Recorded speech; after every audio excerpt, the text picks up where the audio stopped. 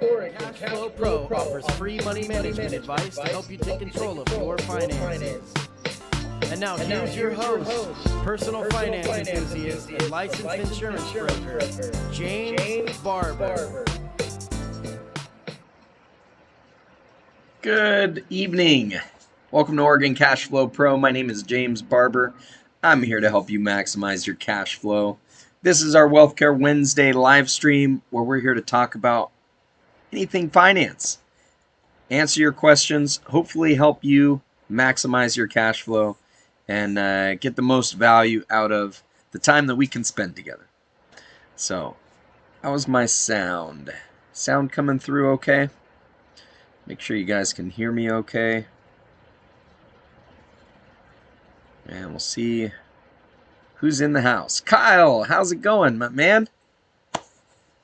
All right, sound is good. Thank you. Thank you. You still staying busy with all the shipping? If I remember correctly. BDN, how you doing this evening? CDG, hey. Been doing some reading online. You ready tonight with some questions about IULs? All right. I am ready. IULs are Index Universal Life Insurance policies, so hit me with them. Kyle, things are going good. Things are going good. We have been really busy. Now, the market's kind of been taking a dump. At least everything we've been investing in and watching has been struggling as of late. It's been a tough couple of months to this year. But other than that, business is going well. And, family's doing good. Not a whole lot to complain about. All right, you read that F&G allows up to a 9-to-1 term to base. Seems to have good caps. Based on that, I would think it could be structured to perform well. What are your thoughts on it compared to Allianz or NLG? So, traditionally, I do like F&G. They're one of the top carriers when it comes to having higher caps on their index options.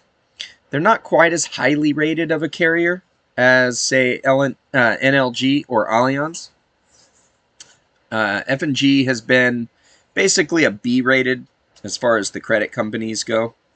Moody's, those guys. B, B+, double Bs, whatever the B ratings are. It's not in the top rating. I think they might have snuck up into one of the A or A- categories. So it's not bad. I mean, for the most part, it's still a quality company, right? I mean, not really at risk of going out of business, which is definitely a concern when you're looking at having a carrier that has to be in business and is obligated to pay you a lot of money down the road at some point, or at least to manage a lot of your funds. You're going to want to make sure that they're a top-rated carrier and that they're going to have the financial ability to stick around. F&GL, they were acquired. They were acquired recently. I think they got bought by Fidelity, if I remember correctly.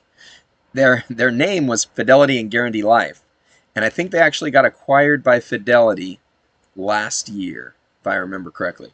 I am contracted with them, but as far as design goes, the last time I tried to play with the design, I was struggling with it. It's been a couple of years since I've illustrated one of their policies and tried to get max cash value out of it. I used to be able to design them very well. Their software is a little challenging. That's not the easiest thing to work with.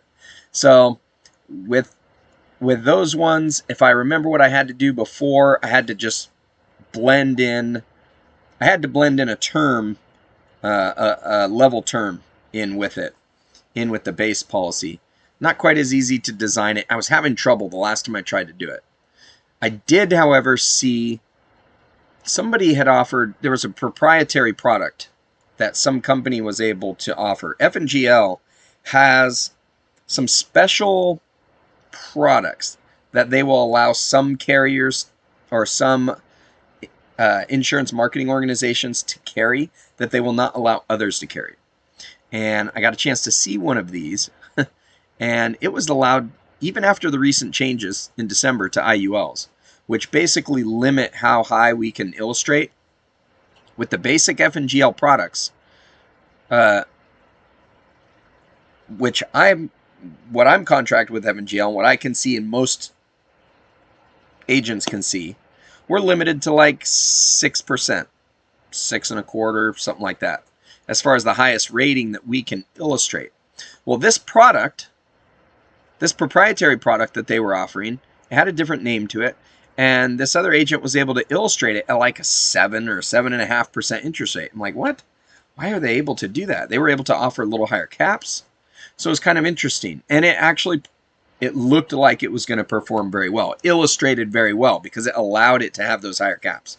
So we can't always just go off of what things can illustrate, because right now with Allianz, when we're illustrating with Allianz, with the new changes that came out in December, the bonuses are not allowed to be represented in the results. So one of the requirements with the new regulation says a bonus illustration can't perform better than a non-bonus illustration unless it's not tied to the index. So if it's just a base, if it's just a bonus that gets added on to the base, so it like raises the floor up.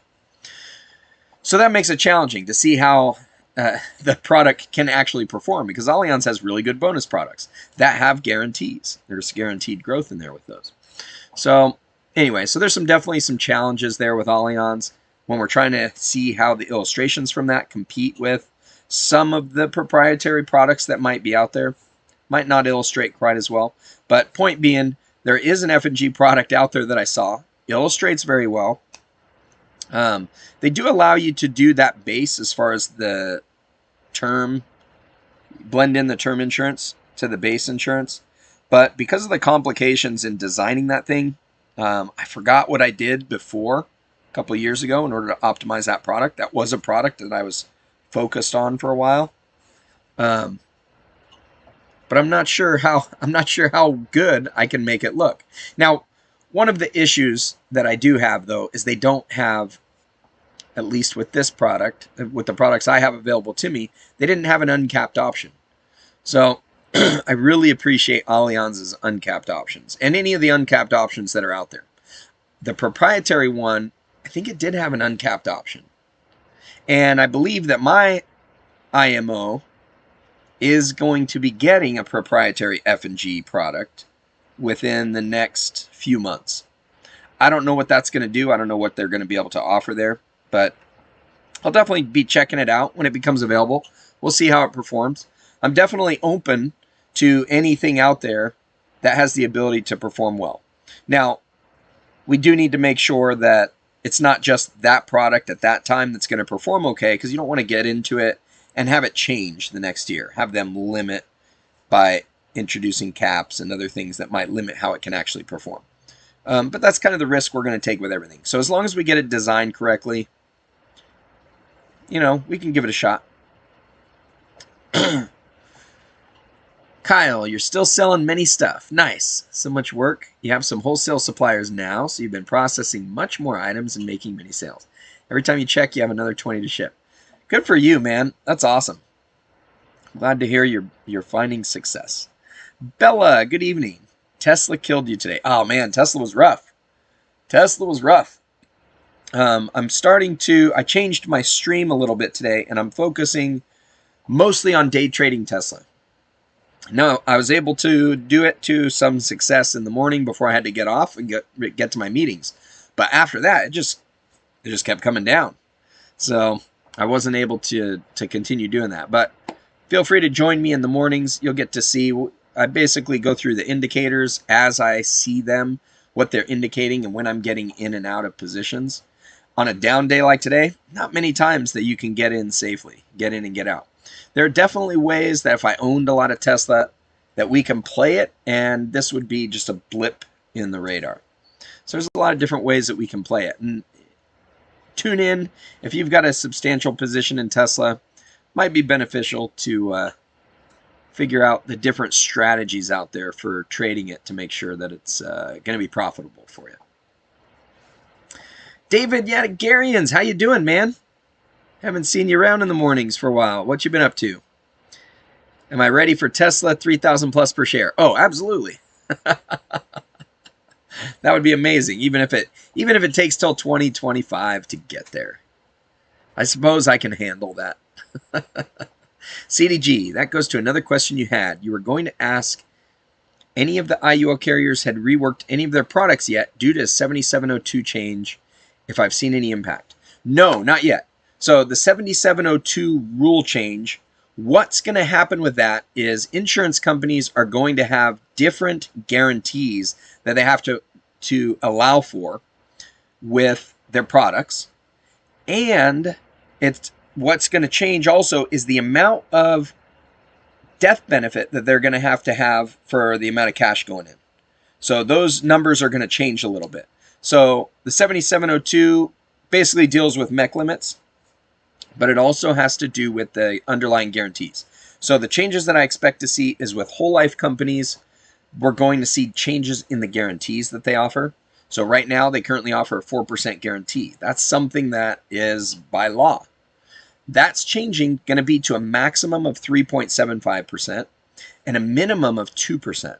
So one of the biggest reasons that people buy whole life insurance right now is those guarantees. That 4% guarantee is awesome.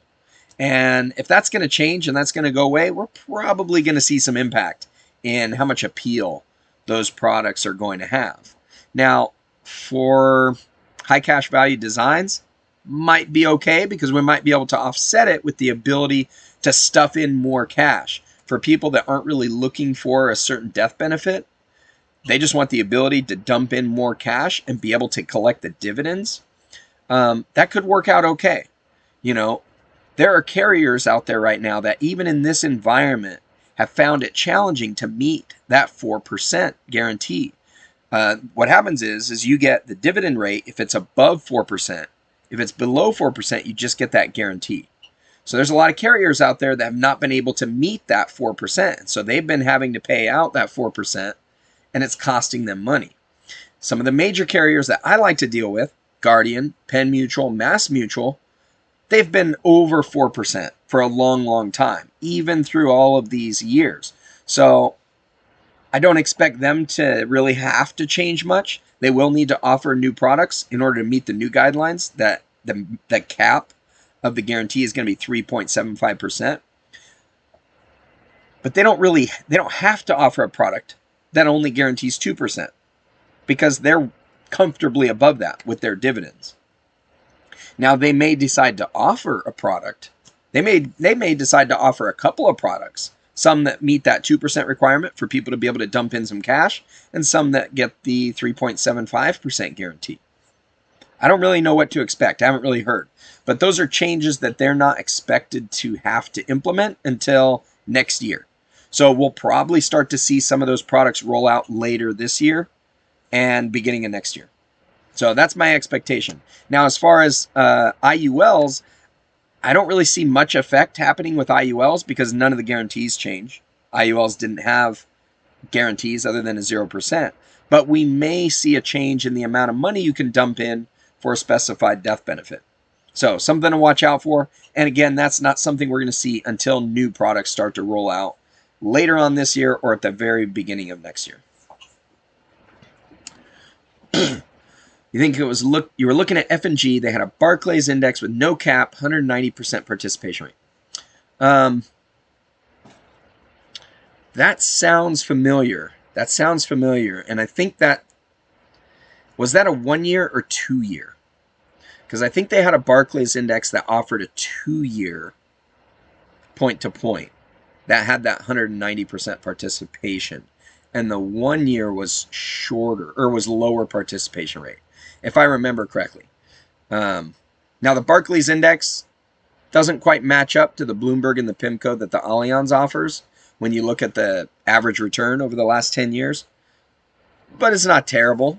So having a higher participation rate can be pretty good.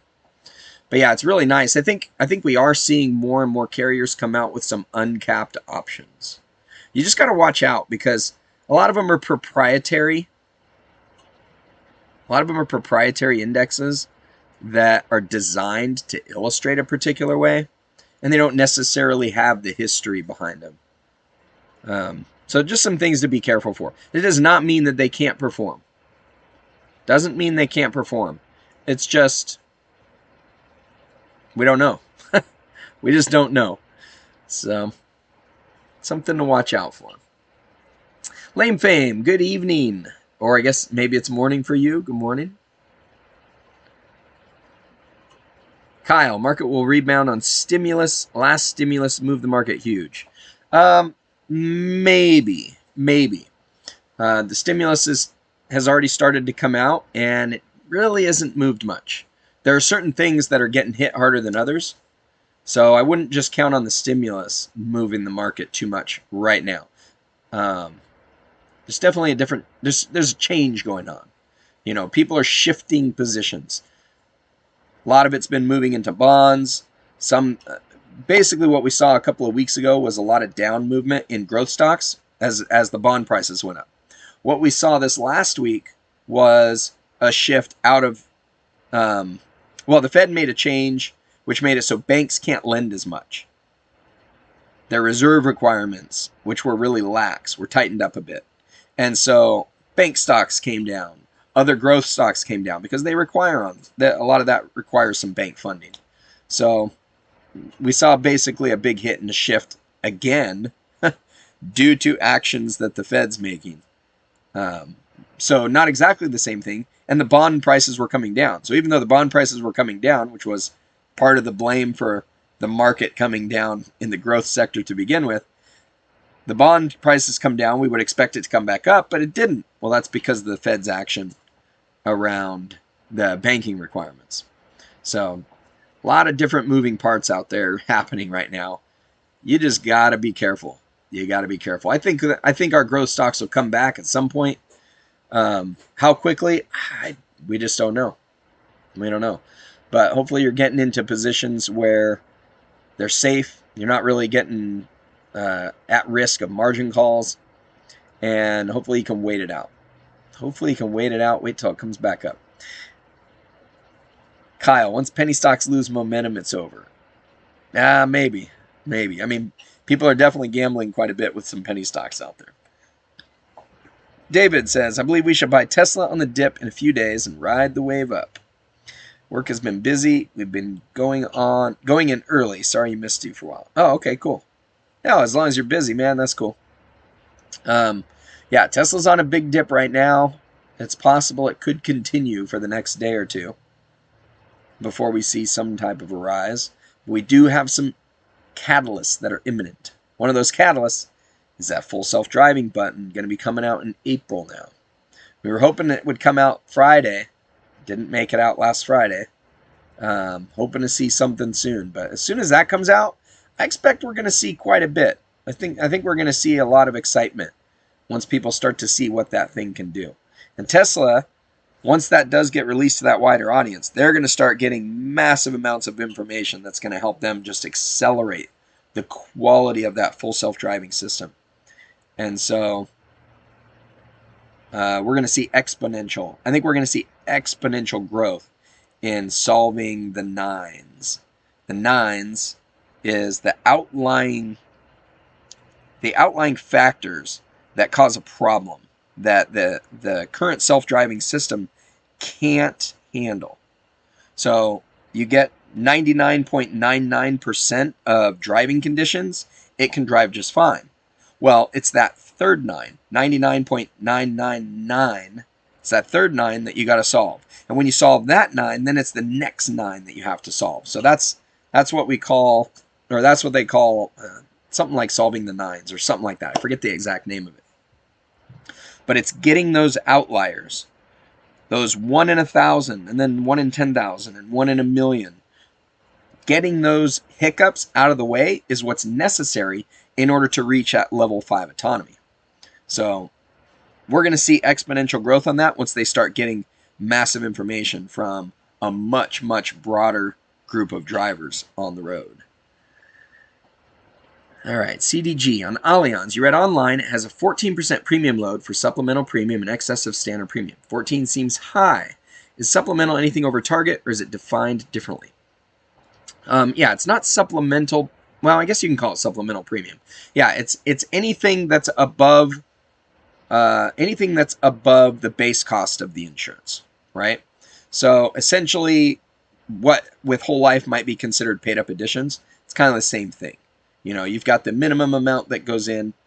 The rest of it is going to hit that 14% premium load. Yeah, now, yeah, that does seem high, but it goes away fairly quickly. You know, when you look at the illustration and you look to see how the thing is going to perform and how quickly we can break even, that 14%, it kind of goes away pretty quickly. And actually, it's not all 14%. Okay. Actually, the rate, so if it's a planned premium, that's the standard premium. So let's say that you sign up to pay in $20,000 a year into your policy, and your mech space is $30,000 a year. Okay. For the $20,000, when you put in $20,000 up to that $20,000, the premium load is 8% for the first 9 years. After that, it drops down to 4%. All of that works out very well. If you put in above that $20,000, if you put that next $10,000 in to get up to $30,000, that's an unplanned premium. That's where that 14% charge comes in. Now, for the most part, we don't really need to worry about that, because when I design these policies, we design them to put it up to the max. So you're not going to have that 14% premium, 14% premium load. So when might that come into effect? Well, it might come into effect if you don't have the financial ability to qualify to get through financial underwriting to pay as much as you want to pay in your policy. So you might have, let's say you have $100,000 income and you want to pay in $50,000 a year into your policy. Well, Allianz won't let that happen. They're going to limit you to 10% of your income for a planned premium. So they're going to say, well, you can do $10,000 a year. Okay. We might be able to get you a death benefit that gives you a mech limit of $50,000. So you can plan to pay $10,000. They will approve you to do that. But if you want to get up to $50,000, you got to put it in as unplanned premium. And you can do that. You're just going to have that heavier premium load.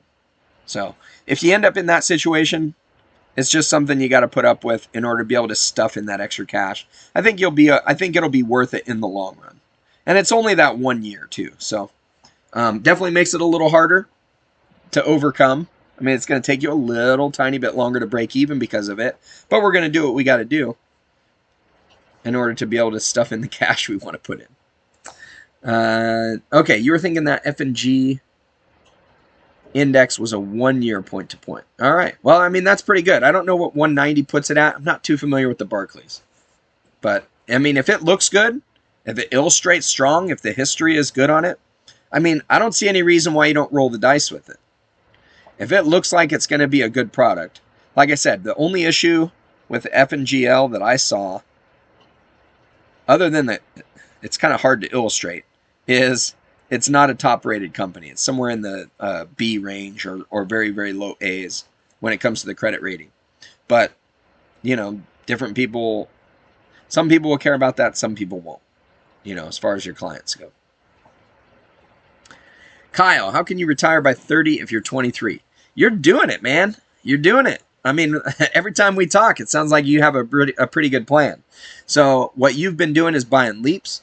I love that. I love that approach to it. You know, you're preparing yourself to where you got plenty of time. All those leaps that you bought, they might be coming down in price right now, but that just means you can add to them for a cheaper cost. And you've got time for those to go up. So I think you're putting yourself into a good position. Retiring by 30, you're going to want a target. You're going to want to have an idea of how much income you're going to have to generate in order to be able to sustain however you want to live and be quote unquote retired. Now, what does retirement mean? Retirement doesn't mean you're just going to go off and do nothing, right? What it means is you now are financially free enough that you're going to be able to go focus on whatever interests you. So if you don't want to be, packaging and shipping stuff all day long, you're going to retire from that. You're going to be able to stop doing that and do something else that you like to do. So in your situation, what I would start to do, and what I would suggest you look into doing is, what can you do to outsource that work? What can you do, what you're doing right now, what of that work that you're doing right now, you can start off with whatever you dislike the most. Whatever you dislike the most, how can you outsource that to somebody else? Who can you pay to take over that job? And if you can pay somebody to take over that job, that frees you up not only to do something else that you might enjoy better, but also something that might be more, it might bring in more income. It might be a better use of your time. So you can outsource a $20 an hour job and focus on doing work that brings you $60 an hour, or $100 an hour, or $500 an hour. So that's one of the ways that you can retire by 30 for sure. You don't even have to be necessarily retired in the traditional sense, but if you've outsourced all of the jobs that you're currently doing and it's still bringing in an income beyond what it costs you to pay all those people, you might as well be retired, right? You can go do whatever it is that you want to do, and that's just going to keep taking care of itself. Now you can't really just let anything run all by itself. There's a challenge because somebody's got to be staying on top of changes and making sure that new needs are being met. But you get the picture. David, you think next week the market will be green? I sure hope so. More pain ahead till then, I don't doubt. Be ready to buy. I'm buying right now. I am in a position to buy right now. David says, Warren Redlick thinks Tesla can reach 10,000 per share. He thinks ARK's research is conservative. Did you watch his video? No, but I've seen his videos. I know what he expects from fully autonomous robotaxis, and maybe there's a chance that it can happen. He definitely makes a good case for it, but I think it kind of overlooks the possibility that there are competition out there, that there's competitors out there that might also be coming up with different solutions that might challenge the ability to just charge whatever you want or make as much as you want. And it doesn't have to do with that. His numbers don't necessarily have to do with that, but it's not going to be a winner-take-all market. That's the point. It'll be interesting to see for sure, because he definitely paints a nice picture that you can find it believable that it could reach those numbers potentially. But everything would have to go right, I think. CDG, one more question. If you do a 1035, does the rollover usually get charged a premium load?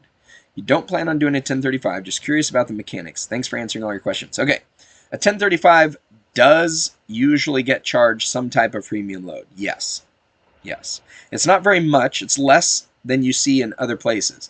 But you definitely don't get a one-to-one cash value with what you put in as a 1035 exchange. It does allow you to put in more above and beyond what you would otherwise be limited to be putting in based on current mech limits. Okay? But it's not exactly one-to-one. There is definitely some cost there. And that's understandable, because you're going to move money from one insurance company to the other. The insurance company you're moving it to does have costs to receive that money, to get it deployed and put out there and invested on your behalf, right? So it makes sense that there's going to be some kind of a load fee. I don't know the exact amount or how it's different, but from the numbers that I've seen when I put them in there, there is some cost to it, but it doesn't seem to be a whole lot. So yeah, you're welcome. Happy to answer any of the questions. I'm on for another hour, so keep them coming if you got them. I love talking insurance.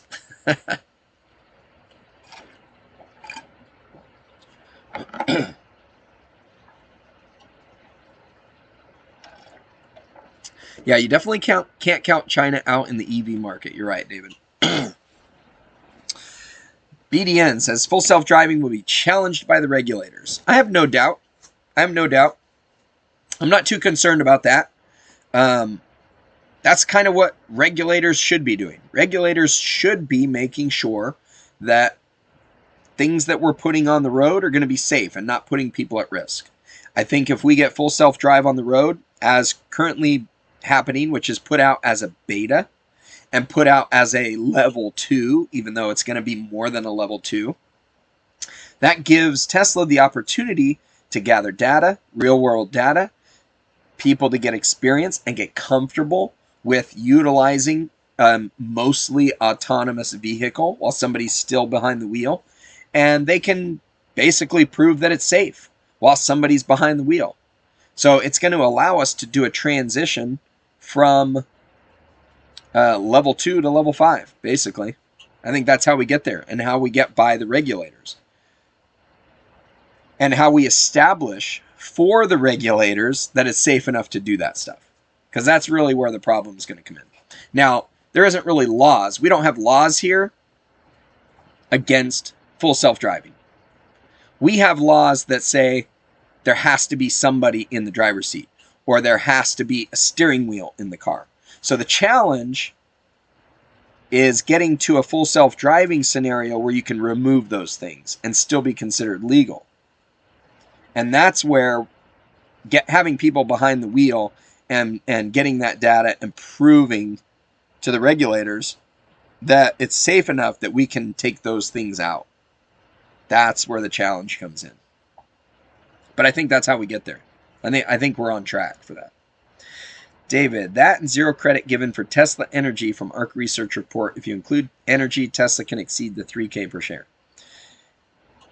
Yeah, the energy one is a little bit complicated.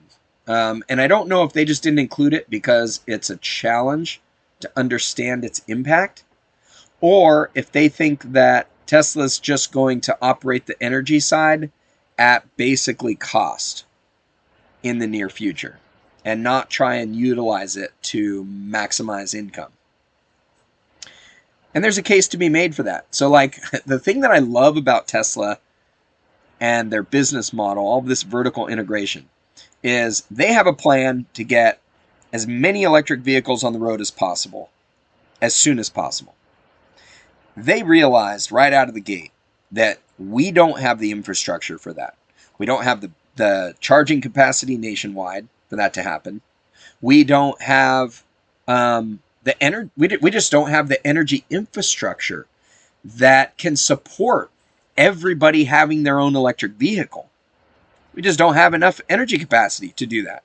So how do we get to that point? How do we make sure that we can get to that point so that they can sell as many vehicles as they're trying to sell, and other carriers can also sell the EVs that they are able to sell, and we can basically get rid of all these gas-powered engines and diesel-powered engines in order to help our environment and create a better climate? Well, they decided that they're going to have to help build that. They're going to build that capacity. They're going to put solar panels on every roof that they can put it on. They're going to offer solar panels to put on top of roofs that you can't replace with solar roofs. They're going to have batteries so that when the power goes down, people can still charge their cars. They're going to have battery packs, mega packs. They're going to have massive mega packs that are available for cities so that cities can continue to operate when the power otherwise goes out. Or neighborhoods can do it. So basically Tesla is looking so far ahead down the road and saying, what is needed from our infrastructure in order for us to be able to have every vehicle replaced with an EV in the future? And what do we need to do to make sure that that can happen? And they're basically tackling it all at once. Like they're bringing all of these things, all of these technologies forward at the same time. And they're not trying to profit from them all at the same time, because you're not going to make the same forward movement that you need to if you also have to worry about profitability. So if you're a business that has to operate profitably, it's going to be a challenge to deploy all of those mega packs if you have to charge the amount that you have to charge in order to keep building more and make a profit and continue to expand. So they're taking profits from one area and subsidizing some of those other efforts so that those can keep moving forward. Knowing that their main business, which is currently selling Teslas, it can't move forward unless they also build that infrastructure along with it. So the supercharging network. They could be charging more for that supercharging network than they are, but they don't. Why aren't they charging more for that network? Because they want people to continue buying the cars. And we buy the cars because there's this awesome supercharger network. And if we need to utilize a supercharger network, it costs a lot less money than it does gas. And when our friends and family see that, oh, we go use the supercharger network and it costs a third of what it costs to fill up a gas tank, that's amazing. It creates more appeal to sell more cars, to sell more Tesla cars. And they can take that profit and create more superchargers. And they can take that profit and create more mega packs. And they can funnel that into battery technology. And everything just is allowed to continue marching forward with that business model. So that's the way I see it anyways. You bought GRWG just to play the earnings after market close today. It's another good stock. How'd the earnings go? How did the earnings go today?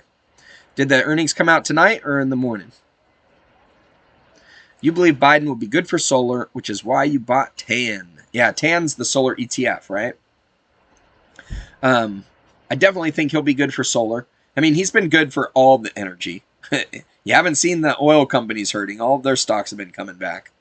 So, just as far as that goes, he's basically been good for energy in general. Going on 38 minutes now. Let's see. Can't drink that. I need to get some more water. I'm out of water. See if we can make it the next 22 minutes without having to go fill up my water. I'm trying to avoid drinking any more Monsters because I want to go to bed early tonight. I've got to probably be in bed in just a couple hours.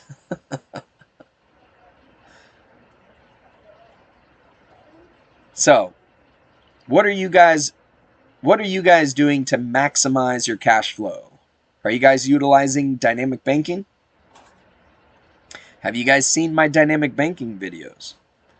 There's no cost to implement dynamic banking in your life, but it's a great way to maximize your cash flow.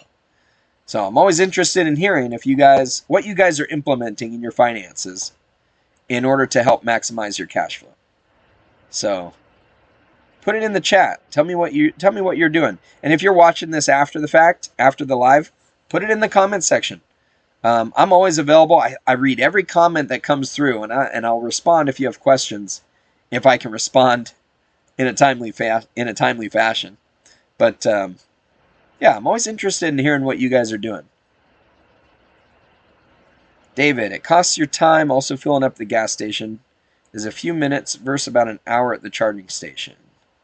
It doesn't have to be an hour at the charging station. So once we get enough charging stations out there, it'll be kind of, most likely people will charge up like they used to fill up at the gas stations. These days, everybody goes and they fill up their gas tank all the way. There used to be a time, this was before my time, but I hear about it, used to be a time where people would go and they would just put a few bucks in the tank, enough to get them a few days, and then they'll go fill up again. And there wasn't any issue with that. You just take a couple minutes, put a few gallons of gas in, and you go on your way. And that could be what people do with charging stations once there's enough of them out there. Once you get into a rhythm and you realize you don't have to have a fully charged vehicle at all times because there's a charging station nearby, or you can mostly fill up at home. So basically, you might only need to go to the supercharger and in 5 minutes add 80 miles to your tank, 80 miles to your range. And that'll get you to your next destination. It'll get you home, place where you can plug in and charge up again over a longer period of time. I've been operating, I don't even have a regular fast charger at home. I'm operating with the regular plug-in, and we're getting like 3 or 4 miles per hour. But we're keeping it topped off. We're not doing a whole lot of driving, obviously. But if we do, then I just go visit a supercharger for a few minutes, top it off, and then we're back home and it gets plugged in anytime we're at home. And it's been working out pretty good. So I thought I was going to have to get a fast charger right away in order for us to keep up with it. It hasn't even been an issue, so I haven't even made it a priority. Kind of funny. Gene, how you doing? How are you doing? You need to maximize your cash flow in your personal finances and your business finances. Good, good. Everybody needs to do that. Everybody needs to do that. One of the things I love about dynamic banking is it is how you can implement maximizing your cash flow, whether it's business or personal, and utilizing lines of credit or things that act like a line of credit, such as these infinite banking policies that I design, or the high cash value life insurance policies, the IULs. You know, those are things that act like lines of credit. So we can do dynamic banking with those or with an actual line of credit. Oh, good. You made an appointment to discuss it. Good, good. Happy to talk about it in detail with you. Be sure to watch my dynamic banking videos if you haven't already. I'm sure you've probably started to watch them. But Beat the Bank is my first video. I think it was the first video I put out on this channel. Beat the Bank. And it basically describes how we should be moving our money to start maximizing our cash flow. And then Dynamic Banking in Action is video number 2. And that one I go through exactly why this works. How it works to offset and bring our average daily balance down on our lines of credit or the tool that we're using that might act like a line of credit, right? Or our credit cards. You know, ideally we want to utilize multiple different things in order to maximize our rewards, right? We want to use rewards credit cards and charge anything that we can on those. As long as we're paying it off every month, then there's no interest cost. And that frees up money that we might otherwise be using to pay for all of those things in order to keep that in our line of credit, offsetting interest charges. You need to watch them again. You already have lines of credit and infinite banking policies in place. Awesome. You need to actually use them more and maximize. All right. Yeah, I definitely look forward to meeting with you and going over how to do that. What I ended up doing, I don't have a line of credit right now, and I really need to get another line of credit because it was like the greatest thing. It makes it so much easier to always be offsetting every dollar that comes to your hands. But what I would do is I would wake up in the morning and I would just check my bank accounts and make sure that is my money in the most efficient place possible today. And if it's not, I move it. But what you do is you get into a habit of money comes into your hands, you immediately shift it into your line of credit, offsetting any interest charges that you can, bringing that average daily balance down and lowering your overall cost of using funds. And anytime that balance is going to hit zero when you're putting money into it, that tells you when it's time to send a chunk at a debt or an investment choice. So you get to send a chunk, and now you're using some of that money. You're going to use someone else's money from that line of credit or your own if it's in your infinite banking policy. You're going to take a chunk and you're going to put it to work for you somewhere else. That way, when your income comes in, you're able to offset those interest charges, and basically you're jump starting either paying off a debt or you're jump starting an investment, and now you're bringing that average daily balance down in that debt tool. So it's awesome. I love how those work.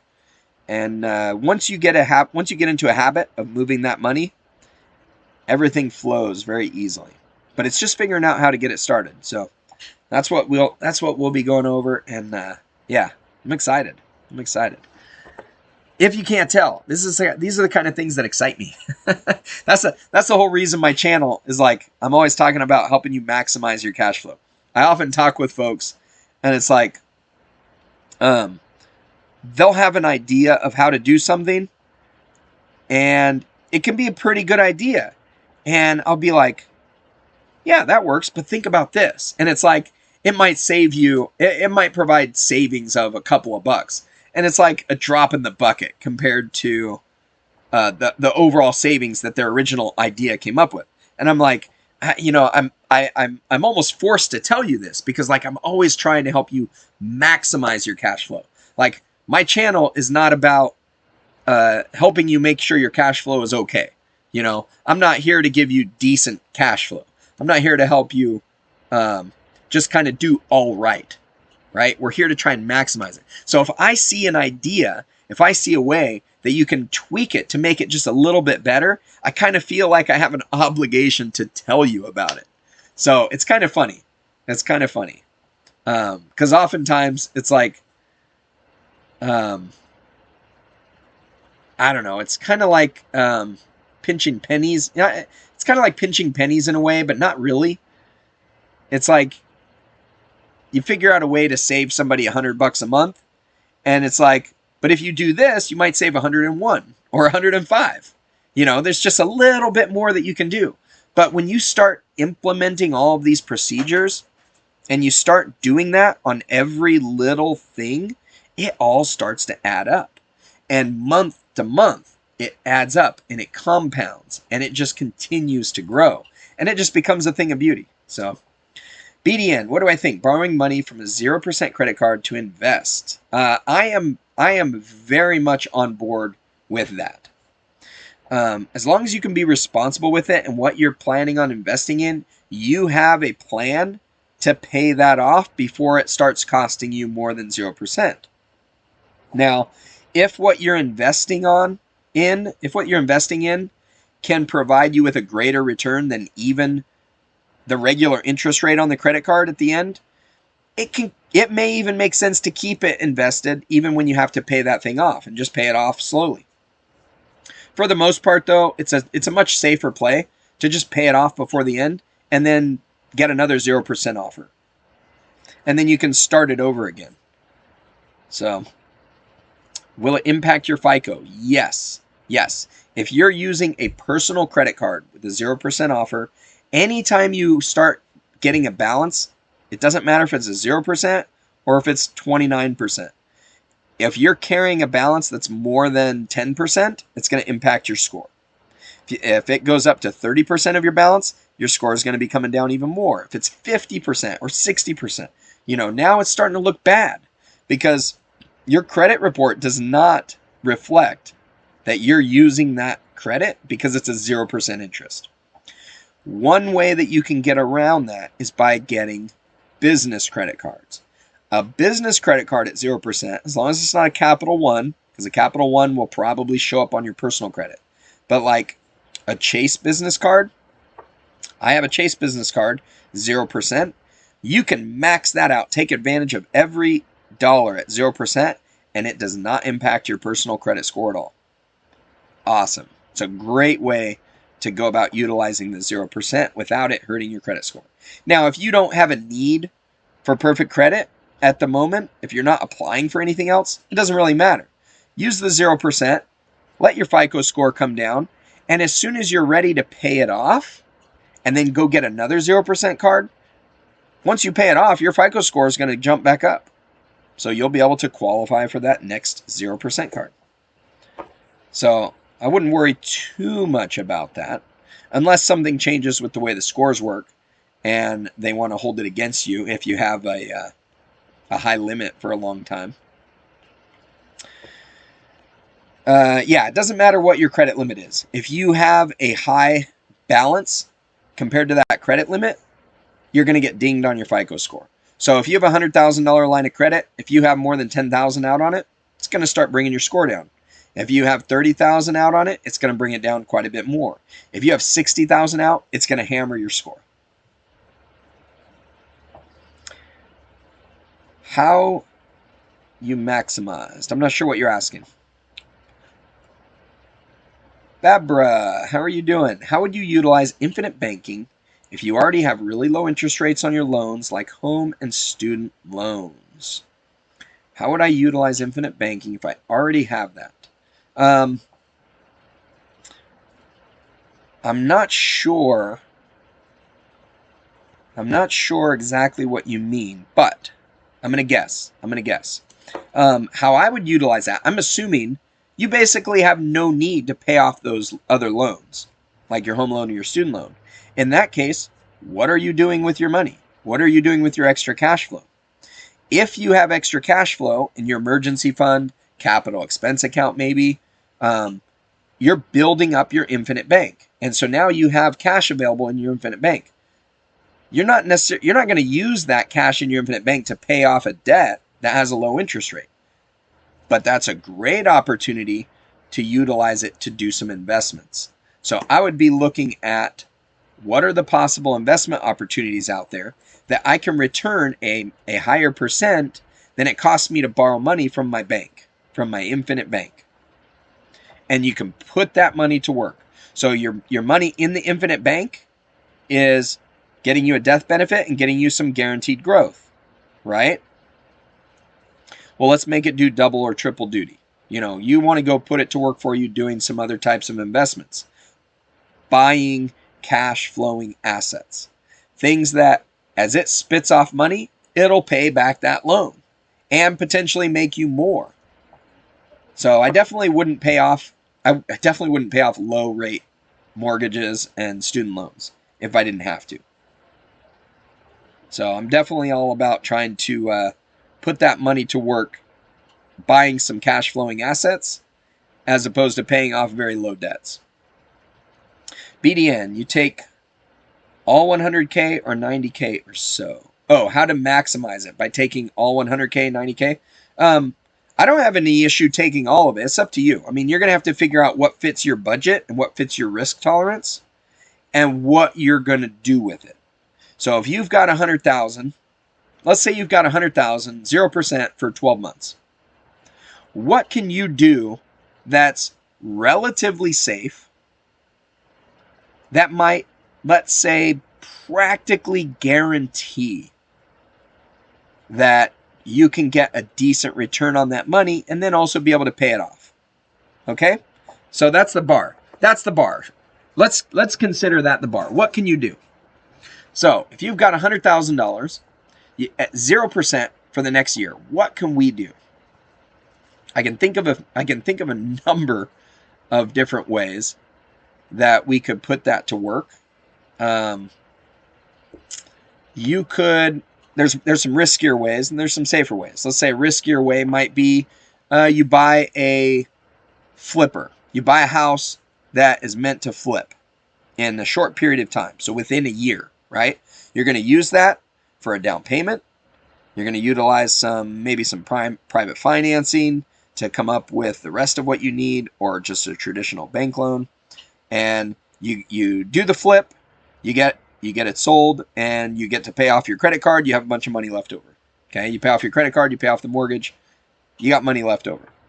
That's a little bit risky because there's no guarantee the housing market is going to be the same position. There's no guarantee that you're going to be able to sell it for what you need to sell it for down the road. There's no guarantee that you're not going to encounter other problems that require more cash. So there's definitely some risk when it comes to that. Okay, 3% transaction fee, no big deal. So it'll cost you $3,000. So what can we do that's a little bit safer? You could maybe invest in the stock market. Okay, this might be a little bit safer. You can go invest in a dividend-paying stock, something that has a decent rate of return and is very, very consistent in its value. So between now and the end of the year, maybe you can get a 5% dividend over the course of the year. And it's highly, highly likely that the value of that stock is going to either be about the same, or maybe it goes up a little bit. It might come down a little bit, but you're going to be able to cover that 3% transaction fee and pocket a little bit extra. Okay. Now there's always a little bit of risk there when you're buying stocks like that. All right. Always a little bit of risk, but the dividend's not guaranteed, but there's companies out there that are consistent in paying it out. You might be able to do that. That might be an okay use of those funds. It'll get you a little bit of growth. What else can we do out there? What might be a little bit safer there? Well, rather than a dividend stock, or possibly even with that dividend stock, you might be able to buy that dividend stock. You're getting the dividend, but you sell a covered call that maybe expires in 1 year. So now you have a stock that is relatively stable, pays a dividend, and offers the ability that you can sell the ability for somebody to buy it from you at a certain rate in a year, which happens to be your time frame. So let's say it's a very stable stock, doesn't move much, so the covered calls don't sell for very much. But your $100,000, let's say it gives you the ability to sell, 10 covered calls. And those 10 covered calls, if you buy them for a year out, you might be able to get $1,000 a piece for them. $1,000 a piece. And that's if the stock moves up 2%. Okay? So you might be able to get a 5% dividend. If the stock goes up 2%, you sell it for that 2% gain in a year, and you get to keep the premium of $1,000 for each of those contracts, so $10,000. Now you've just turned that $100,000 into $110,000, $115,000, $120,000. You just made a 20% return, and that could be a pretty safe way to do it. This is one of the things that I'll probably cover this in my course. I'm going to be coming out with an options course that'll be teaching safe income strategies.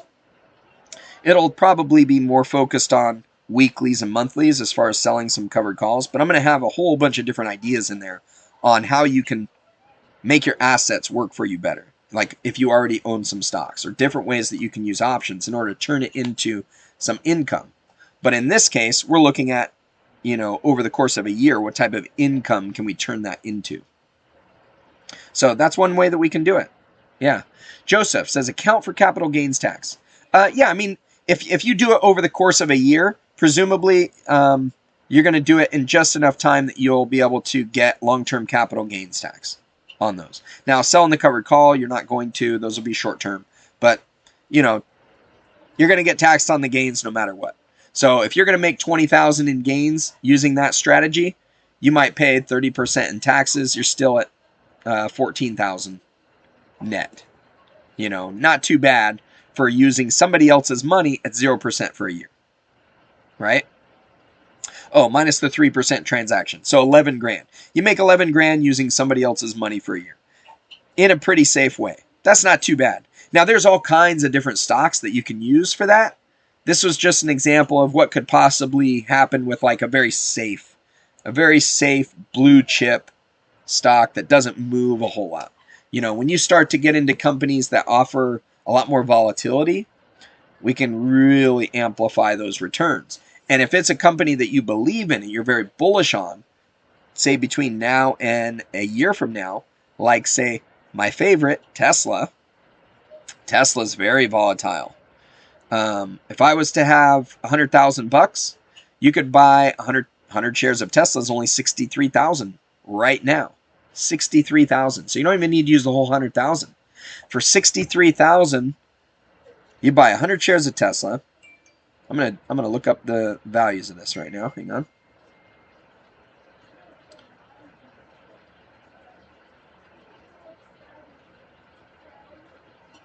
So I think that there's a very high likelihood that Tesla, a year from now, is going to be worth more than it is right now. Because right now we're down. Right now our cost is down. Right? We've been getting kind of hammered in the market lately. But between now and the end of the year, we've got full self-driving potentially coming out. We've got 2 factories coming online. We've got let's see, we'll have another factory coming out in India probably soon, or maybe they'll figure out where to break ground on that. They've got more advances in battery technology. There's a whole lot of things coming up that lead me to believe that Tesla at 634, good chance that it's going to be at least higher than that at the end of this year. But we're going to make a very safe play. We're going to make a very safe play. We'll spend $63,000 to buy 100 shares right now. And March 18th, 2022, 1 year from now, we're going to sell the opportunity for somebody to buy those from me at $640.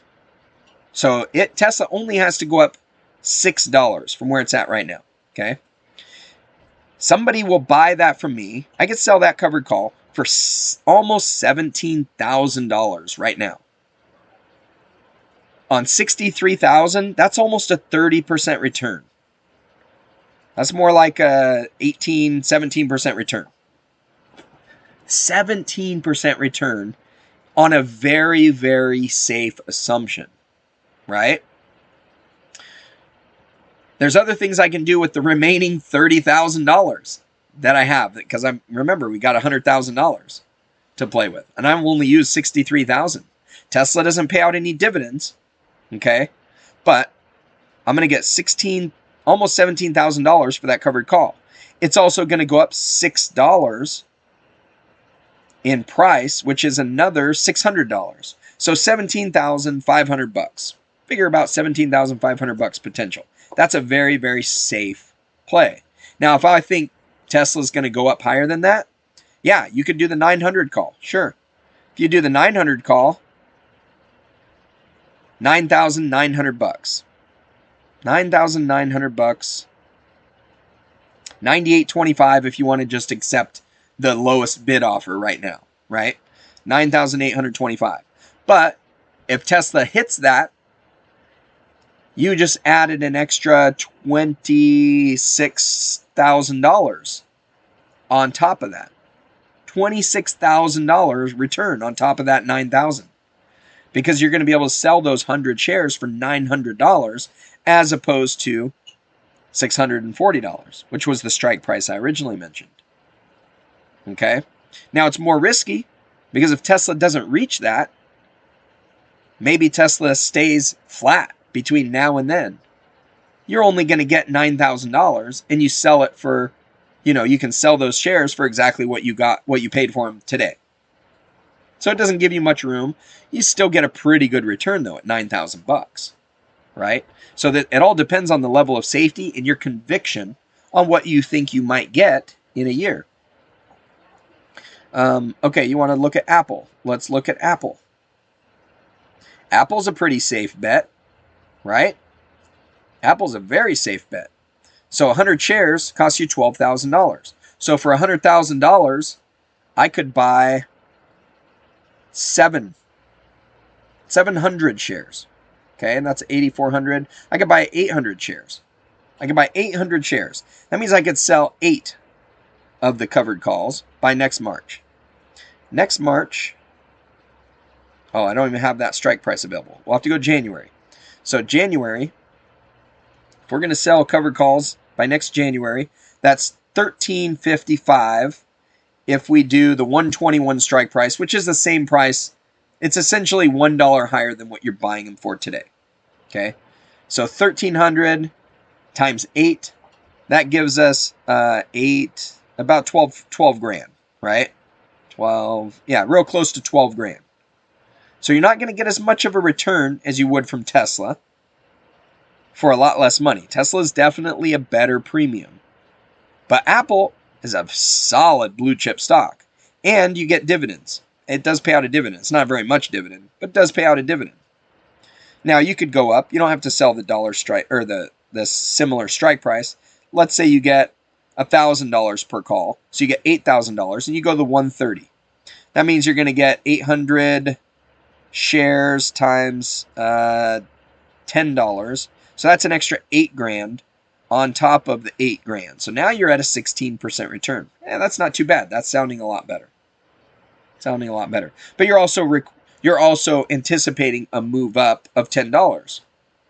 That's actually probably a pretty safe bet. It's going to go up $10 over the next 9 months. So a lot of different ways you can approach it.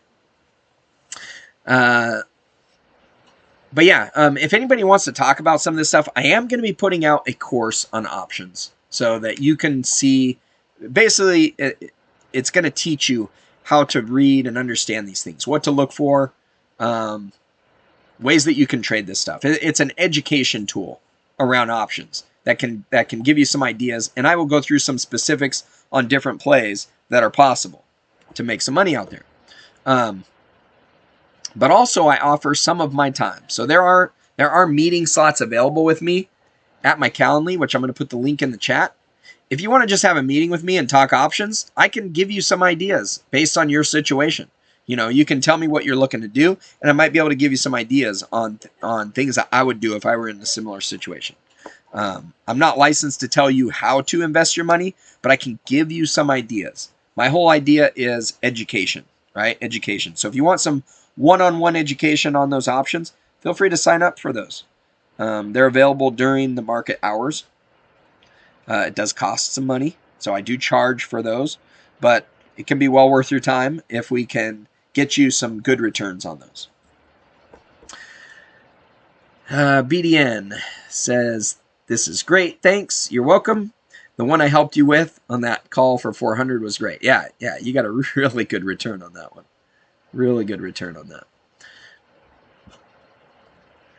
So thanks for the questions, Joseph. That was good. Good questions.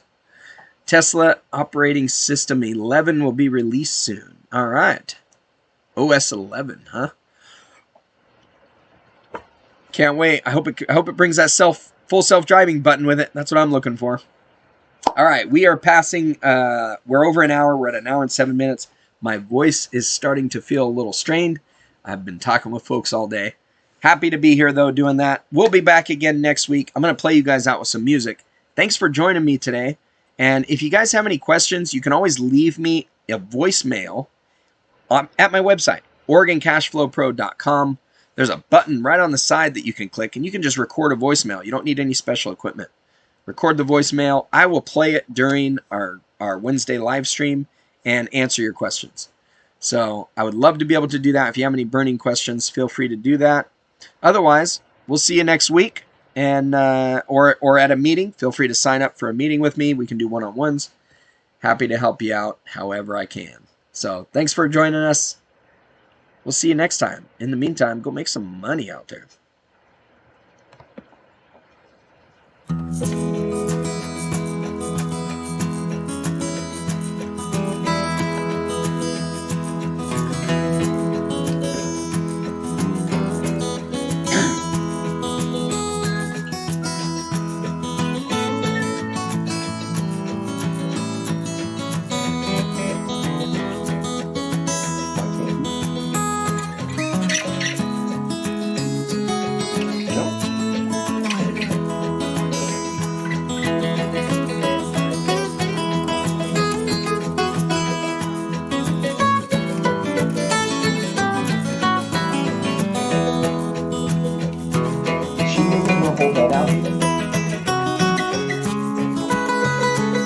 You're using her bank account now?